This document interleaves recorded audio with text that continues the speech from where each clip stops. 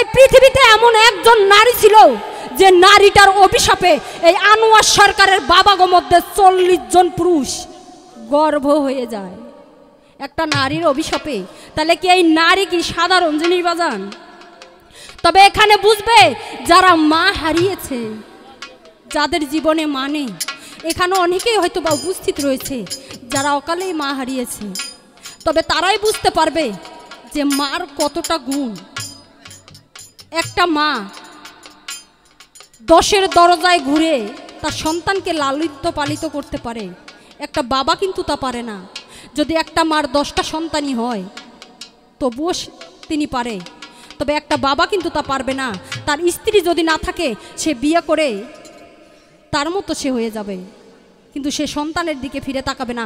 আর একটা মা নিজের ভালো মন্দকে মাটি চাপা করে তার সন্তানকে বুকে চেপে থাকতে পারে।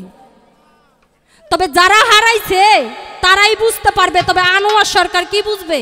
একটা কথাই তো আছে যে দাঁত থাকতে দাঁতের মর্ম মানুষ বোঝে না, বাঙালিদের স্বভাব এটা। তবে যখন আনোয়ার সরকার হারাবে তখনই বুঝতে পারবে যে আসলে এই মা কেমন জিনিস। তবে আমি যা প্রশ্ন করলাম মিয়া, সুন্দর করে উঠে জবাব করবেন যে পৃথিবীতে এমন একজন নারী ছিল, সে নারীর অভিশাপে আপনার বাবাগো মধ্যে 40 জন পুরুষ গর্ভ হয়ে যায়। সে পুরুষ 40 জন আজও পৃথিবীতে রয়েছে, সে পুরুষ 40 জনকে। আর যে নারীটা অভিশাপ করেছিল সে নারীটাই বাকে, যার নামটি কোরআনে স্পষ্টভাবে লেখা রয়েছে। তবে এখানে একটা কথা বাজান, এই আমার মা জাতের যদি গর্ব হয় তাদের তো হওয়ার একটা রাস্তা আছে। আর এই আনোয়ার সরকারের বাবা 40 জন যে গর্ব হলো তাদের কি হাল হবে? এগুলো তো রংপুর মেডিকেলও নেবে না, ঘাত ধাক্কা দিয়ে বাইর করে দেবে, যেটার কোনো অপারেশন নেই।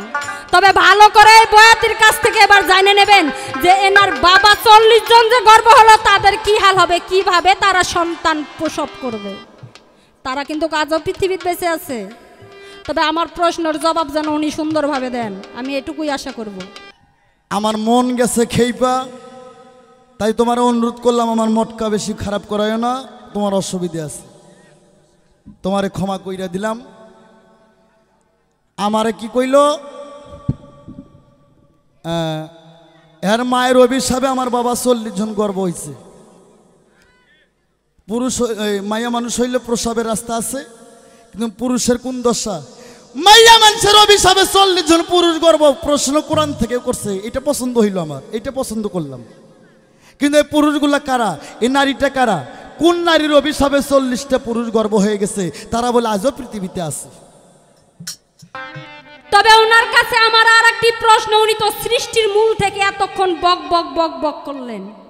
তবে এই যে মিয়া কান খুলে শুনে রাখেন, সৃষ্টির মূল বাদ দেন, দিয়ে বর্তমান আপনার বাবাকে দেখান, এই পৃথিবীতে আপনার বাবাকে দেখান যে আপনার বাবা কোথায় কিভাবে রয়েছে, তার নামটি যেন কোরআনে স্পষ্টভাবে লেখা থাকে। এই যে বললাম সৃষ্টির মূল বাদ, বর্তমান আপনি এখন শূন্যের উপর থাপা দিয়ে আপনার বাবাকে দেখাবেন না কি করবেন সেটা আপনার ব্যক্তিগত বিষয়। তবে এই পৃথিবীতে আপনার বাবার কিছু নমুনা দেখাতে হবে, তাহলেই বুঝবো যে আপনার বাবা আছে, নইলে নয়। হ্যাঁ, আবার প্রশ্ন করছে আমারে, সেটা কি কয় মিয়া নূর টুর বাদ দাও, সৃষ্টির মূল বাদ দাও, পৃথিবীতে কয় ফিল্ডে নামো, ফিল্ডে নামো, কয় বর্তমান তোমার বাবাকে দেখাও, নাম জানো কোরআনে থাকে। এ ভাই কথা বলবেন, আমি কি কোরআন ছাড়া কোনো কথা কইছি ভাই? এই শালি তো কোরআনই জানে না। হ্যাঁ, এ মাইয়া মানুষের কোরআন পড়ার বিলের মুখ নাড়া সমান সমান, এই কোরআন জানবো কই থেকে? এই পৃথিবীতে আমার বাবাকে দেখাইতে হবে, নাম জানো কোরআনে থাকে রে।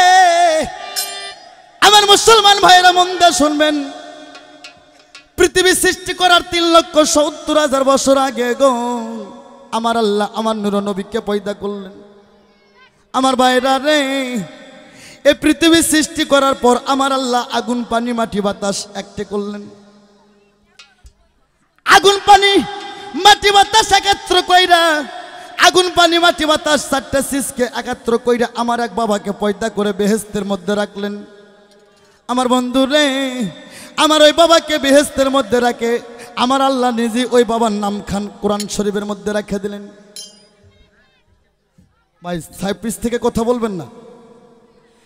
এই পৃথিবীতে আমার বাবাকে পয়দা করে বেহেশতের মধ্যে রাখলো, আমার আল্লাহ নিজে তার নাম খান পবিত্র কোরআন শরীফের মধ্যে দিল। কোরআনের কোথায়? পবিত্র কোরআন শরীফ 6666 আয়াত, 7 মঞ্জুল 14 সিজদা 130 ফরজ 6টা রুকু 114 সূরা, 114 সূরার মধ্যে সূরা বাকারার মধ্যে প্রথম নাম্বার আয়াতের মধ্যে আছে আমার বাবার নাম। তুমি শোনো, আমার আল্লাহ গো আদমের নাম খান পবিত্র কোরআনের মধ্যে রাখলেন। আমার আল্লাহ বললেন ইন্নী জাইনুল ফি আরদি খলিফা। আমার আল্লাহ বললেন ইন্নী জাইনুল ফি আরদি খলিফা। আমার আল্লাহ রে নিজের হাতে নিঃসুর দে বাবা আদমকে পয়দা করে বেহেশতের মধ্যে রাখলেন। আমার বিশ্ব নবী হইতে গো আমার বাবা আদম আলাইহিস সালাম পর্যন্ত তোর মায়ের এই পর্যন্ত খবর নাই। এই নারী জাত পৃথিবীর সৃষ্টির মূলে আমার বিশ্ব নবীকে সৃষ্টি করছেন। পৃথিবী সৃষ্টি করার 3,70,000 বছর আগে, পৃথিবী সৃষ্টি করার পর আমার বাবা আদমকে সৃষ্টি করে বেহেশতের মধ্যে রাইকে আদমের নাম কোরআন শরীফে সূরা বাকারার মধ্যে দিলেন ইন্নী জাইনুল ফি আরদি খলিফা। নূর নবী হইতে বাবা আদম পর্যন্ত তোর মায়ের কোনো খবরই নাই। আর সেই জাতকে তুমি কি করে বৈধ করতে চাও? হ্যাঁ, এই জাতকে কি করে বৈধ করতে চাও? এই নারী জাতকে এখনো আল্লাহ সৃষ্টি করে নাই। আর আদমকে সৃষ্টি করার 40 বছর পর আদমের বায়ে মুরাদ থেকে একটা বেকা হাড্ডি বাড়ি করে নিয়ে তোর মা হাওয়াকে বানায়া আদমের বাম পাশে রাখলো। রুমি সরকার রে, এই জন্য তোর মাও যত সুন্দরী হোক রে, যত শিক্ষিতা হোক রে, পুরুষের বাম পাশে থাকে, ডান পাশে উঠতে পারে না। কি রে ভাই? আর তুমি পুরুষকে মানতে চাও না?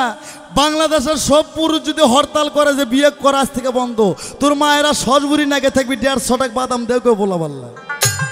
যদি খালি পুরুষেরা হরতাল করে বিয়ে করলাম না আজ থেকে।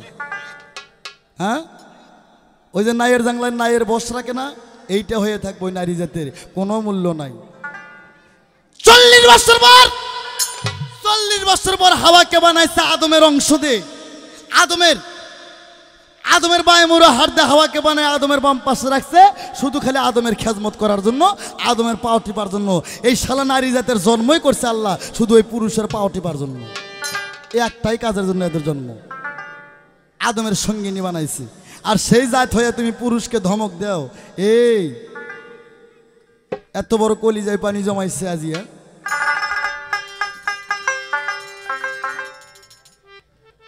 আরে কোন তোমার কথা বাতিল হয়ে যায়? হ্যাঁ, আমি বলছিলাম তোমার মায়ের কোন মাস? কয় 12টা মাস আমার মায়ের। বাবা বাবা, সুন্দর যুক্তি দিছে। আমি যে প্রথম বলছি রুমি সরকার রে, তুমি পালা জিতেনের জন্য বেয়াদবি কথা কইও না। আমার পুরুষ হচ্ছে মহান পুরুষ, সর্বশক্তিমান। তুমি যে পুরুষের নিন্দা করো রে, আমার বাবা মুন্সি যদি তোর মায়ের নিকে না পড়ালো হনি, তুই হলু হনি কুট থেকে। বেটি ছেলের মতো কোনো মুন্সি আছে? আমার বাপ মুন্সি যদি আমার মায়ের নিকে না পড়ালো হনি, ওই হলু হনি কুট থেকে। সি সি সি থু জিঙ্গেনি। এইরকম কথা কোনো শিল্পী আমারে কইলে গান গাওয়াই বাদ দিতাম। তোর মায়ের মধ্যে মুন্সি নাই, তোর মায়ের মধ্যে পীর নাই, তোর মায়ের মধ্যে কোনো মাজার নাই। এই বাংলাদেশটা ছিল ভারতবর্ষ, হিন্দুস্থান। তোর কোনো মা মুসলিম রাষ্ট্র করে নাই।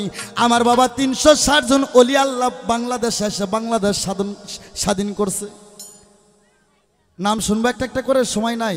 যেমন বগুড়ায় আমার বাবা সুলতান সাহেব শুয়ে রয়েছে মহাস্থানে। তোর এই গাইবান্ধার মায়ে গেলে যদি বকরি না বিয়ে, খালি বকরির কথা কইলাম, সোজা মাস্তার মুখে হয় কয় বাবা সুলতান বিয়ে দি বাবা 10 চাউলের পোলা দেবো। কে তোর মা পায় না? তোর মায়ের পাওয়ার নাই, তোর মায়ের মধ্যে মাজার নাই, তোর মায়ের মধ্যে পীর নাই, তোর মায়ের মধ্যে মুন্সি নাই, তোর মায়ের আগামত নাই, তোর মায়ের জামাত নাই। যে শালা জাতের নাই 5 নাকি তার কাছে কি আর হক সালাম আর কি?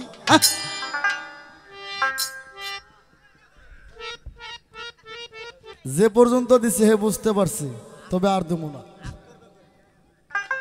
আমার ভাইরা রে, ওরে মরিয়ম স্বামী ছাড়া গর্ব ছিল, মরিয়মকে জঙ্গলে বনবাস করলো। কিছু কিছু যুবক ছেলে পেলে মাদ্রাসায় থেকে যাওয়ার সময় আস্তে ওরে বই পুস্তক পেটের মধ্যে নিয়ে কাপড় দিয়ে ঢাইকে পেট উঁচা কইরা কয়, মরিয়ম রে, আমরাও তোমাদের মতন তোমার মতন গর্ব হয়েছি, কিন্তু আমার আল্লাহ সব মানুষকে ক্ষমা করে, কিন্তু অহংকারীকে ক্ষমা করে না।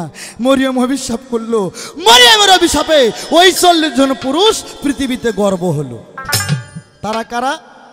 হে প্রশ্ন করছে, আমার করে নাই? কয় তারা কারা? তারা এই পৃথিবীতে আজও দেখা যায় অনেকগুলো পুরুষ বাবা আগা সরু পাশা সরু মাইয়াগো মানুষের মতন চলাফেরা কেসর বেসর করে আও করে। এই জাতিরা চেনেন না? যাক বলে হিজরা, এরাই মরিয়মের অভিশপ্ত। গর্ব হয়েছে ঠিক, কিন্তু প্রসব করার ক্ষমতা নাই। তারা নারীরও সুখ পাইল না, পুরুষেরও সুখ পাইল না। তবে এই জায়গায় তোমার একটু পেঁয়াজ দেই তো। আর আমারে কইছে আমি আনোয়ার সরকার বলছে কথা কই, এলে বলে আর বাড়ির হাঁস মুরগু জানে। এগুলো তাজা মানুষ মানে নেওয়া যায় এগুলো কথা। তাহলে হাঁস মুরগির লেখাপড়া করে এই কলেজ বাংলাদেশে দেখছেন আপনারা? এটার মুখ রুচি কথা। আর আমি সত্যি কথা কই, এ রুমি তুমি তো তুমি হে, যার উঠছে থাপা থাপা বাল, সেও পারে না আনোয়ারের সাথে তাল। বাল ভাষা খারাপ না, আনোয়ার সরকার মুখ খারাপ করলো, এটা কোরআনের যুক্তি আছে। বাল ভাষা খারাপ না, কোরআন শরীফে আছে বেল আম জবর বাল। বাল খারাপ না, মাথার চুলের নাম বাল, মুখে সুন্নতি দাঁড়িয়ে এটার নামও বাল। ফাজলামি করো আনোয়ার সরকারের লাগে গান গাইবা, আরো 40 বছর আনোয়ারের পাও টিপো যদি গান গাইতে পারো।